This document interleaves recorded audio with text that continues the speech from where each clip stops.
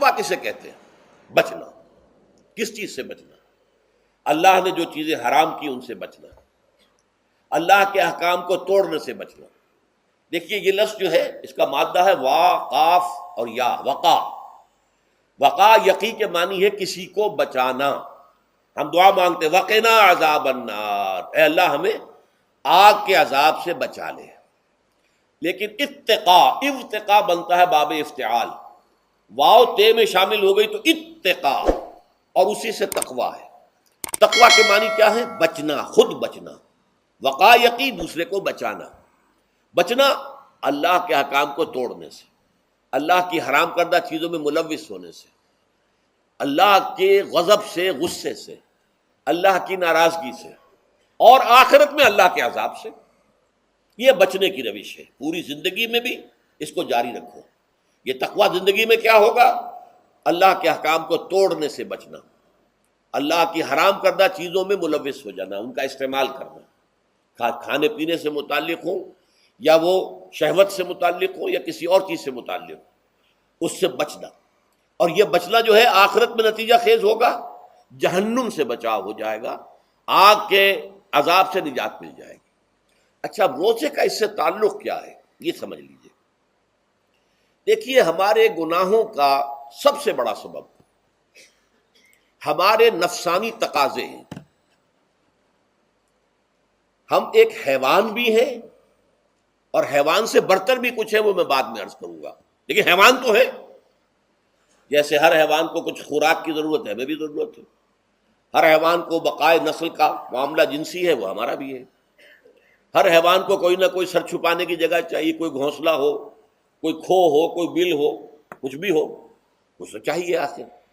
اسی طریقے سے ہمارے سارے تقاضے، حیوانات کو بھی آرام چاہیے، ہمیں بھی آرام چاہیے. اچھا ان حیوانی تقاضوں کے بارے میں یہ بات بالکل واضح رہنی چاہیے کہ یہ اندھے بہرے ہیں. انہیں صرف اپنی گریٹیفیکیشن، اپنے تسکین سے جو ہے ساری بحث ہے. اس سے کوئی غرض نہیں کہ حلال ذریعے سے ہو، حرام ذریعے سے ہو. پیٹ کھانے کو مانگتا ہے بھوک کے اندر. اب آدمی جو ہے حرام کے اندر بھی بیمار بیٹھتا ہے، یہاں تک کہ خود شریعت اجازت دیتی ہے کہ اگر جان پر بن جائے آدمی جو ہے وہ فاقے سے مر رہا ہو تو وہ کوئی حرام چیز کھا کر بھی اپنی جان بچا سکتا ہے، لیکن عام حالات میں نہیں. لیکن ہو سکتا ہے ہمارا چٹخارا جو ہے وہ حرام کی طرف ہمیں لے جائے. کسی کو واقعتاً اللہ نہ کرے کہ سور کے گوشت کا چسکا لگ جائے، وہ اس کے بغیر بچتا ہی نہیں، کھاتا ہے. شراب کی عادت ہو گئی، پیتا ہے. یہ نہیں. تو ہمارا پیٹ مانگتا ہے اور اسے اس سے غرض نہیں کہ حلال سے کھایا ہے یا حرام سے کھایا. ہماری شہوت اپنی تسکین چاہتی ہے، اسے اس سے غرض نہیں کہ حلال سے یا حرام سے، جائز سے یا ناجائز سے. اسی طریقے سے ہمارے تمام تقاضے جو حیوانی ہیں، ایک تو یہ کہ بہت زوردار ہیں، اور چونکہ وہ اندھے بہرے ہیں لہذا جو قرآن میں کہا گیا ان النفس لامارۃ بالسوء، یہ نفس تو بدی کا حکم دیتا ہی ہے. یہ گویا کہ اس کے اندر رجحان جو ہے انہیرنٹ ہے کہ وہ بدی کی طرف انسان کو ترغیب دلاتا ہے. یہ جو کیفیت انسان کی ہے اس کے لیے ایک مشق جو ہے وہ روزہ فراہم کرتا ہے. روزے کے آپ نے 12، 13، 14 گھنٹے کا بھی روزہ ہوتا ہے، بعض جگہوں پر 16، 17 گھنٹے کا روزہ ہوتا ہے. اس عرصے میں آپ اپنے نفس کو حلال چیزوں سے بھی روکے رکھتے ہیں. اس منہ زور گھوڑے کو جو ہے آپ اس کی لگام کس کر رکھتے ہیں کہ حلال بھی نہیں کھانے دے رہے. بھوک لگی ہوئی یا کھانا بہترین موجود ہے، نہیں کھا سکتے، اللہ کا حکم نہیں ہے، اللہ کی اجازت نہیں.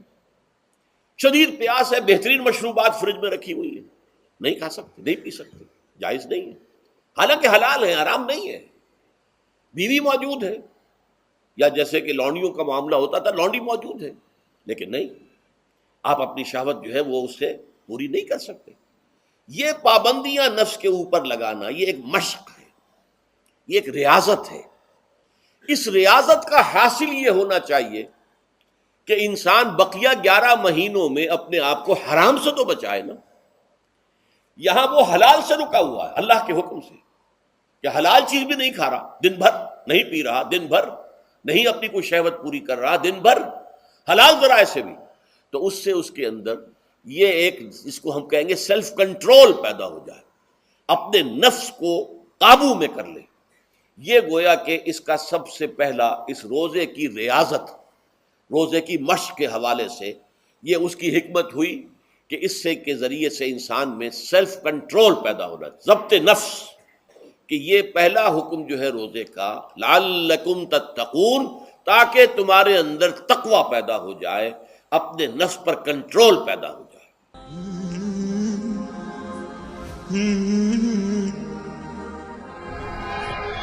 رمضان ده حياتي شمع على مماتي، يا ربي دعاتي تقبلها عطول.